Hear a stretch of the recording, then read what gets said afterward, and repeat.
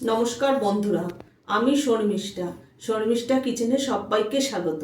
আজকে আমি আপনাদের সঙ্গে একটা মজাদার রেসিপি শেয়ার করব, কড়াইশুঁটির পকোড়া। চলুন দেখে নিই কিভাবে বানাই। এখানে আমি কড়াইশুঁটি নিয়ে নিয়েছি, আর এখানে আছে দুটো কাঁচা লঙ্কাকে আমি ছোট ছোট টুকরো করে কেটে নিয়েছি। এখানে আছে একটা মিডিয়াম সাইজের পেঁয়াজ, সেটাকেও আমি ছোট ছোট টুকরো করে কুচিয়ে নিয়েছি। আর এখানে আছে আদা আর রসুন, এখানে আছে হাফ ইঞ্চির থেকে একটু কম আদা, এখানে আমি ছোট ছোট টুকরো করে নিয়েছি। আর এখানে আছে 4টে রসুন কোয়া, সেটাকে আমি কুচি কুচি করে নিয়েছি। আর এখানে আছে ধনেপাতা, ধনেপাতাটাকেও আমি ছোট ছোট টুকরো করে ধুয়ে নিয়েছি। আমি একটা মিক্সিং জার নিয়ে নিয়েছি, এর মধ্যে আমি কড়াইশুঁটিটা আমি একটু মিক্সিতে পেস্ট করে নেব। একদম মিহি পেস্ট হবে না, একটু গোটা গোটাও থাকবে, দানা দানা।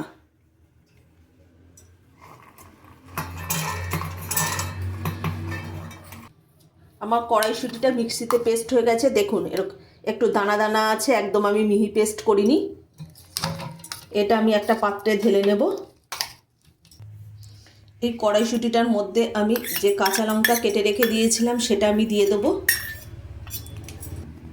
পেঁয়াজ কুচিটাও আমি এখানে দিয়ে দেবো।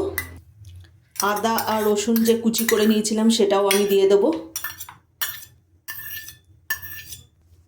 ধনেপাতা কুচিটা দিয়ে দেবো।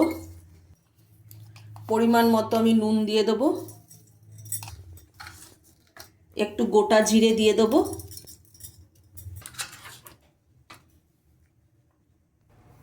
গোলমরিচ গুঁড়ো দিয়ে দেবো হাফ চামচ। হাফ চামচের থেকেও কম একটু হলুদ গুঁড়ো দিয়ে দেবো। 4 চামচ আমি এখানে ময়দা দিয়ে দেবো। আপনারা চাইলে বেসনও ব্যবহার করতে পারেন, কিন্তু ময়দা দিলে একটা কি মচমচে হয়, এখানে চালের গুঁড়ি আর দরকার হয় না, ময়দাতেই কাজ হয়ে যায়। এবার আমি হাত দিয়ে মেখে নেব, এখানে আমি কোনো জল ব্যবহার করব না। পকোড়ার জন্য আমার পুরটা রেডি করা হয়ে গেছে। আমি গ্যাসটা ধরিয়ে দিলাম, কড়াইটা আমি বসিয়ে দিচ্ছি।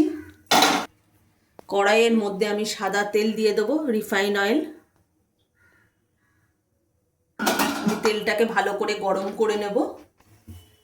তেলটা গরম হয়ে গেছে, এবার আমি পকোড়াগুলোকে ছেড়ে দেবো।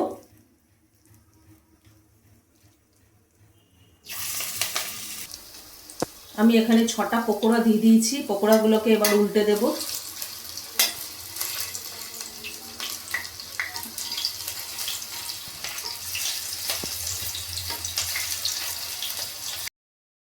পকোড়াগুলো লাল করে ভাজা হয়ে গেছে, এগুলোকে আমি তুলে নেব।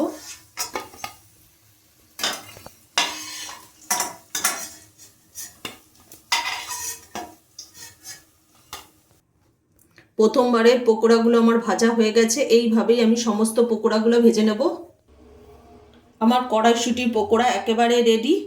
আজকে যদি আমাদের এই কড়াইশুঁটির পকোড়ার রেসিপিটা যদি ভালো লেগে থাকে তাহলে লাইক, কমেন্ট, শেয়ার এবং সাবস্ক্রাইব করতে ভুলবেন না। আর অবশ্যই এভাবে বাড়িতে বানিয়ে খেয়ে দেখবেন।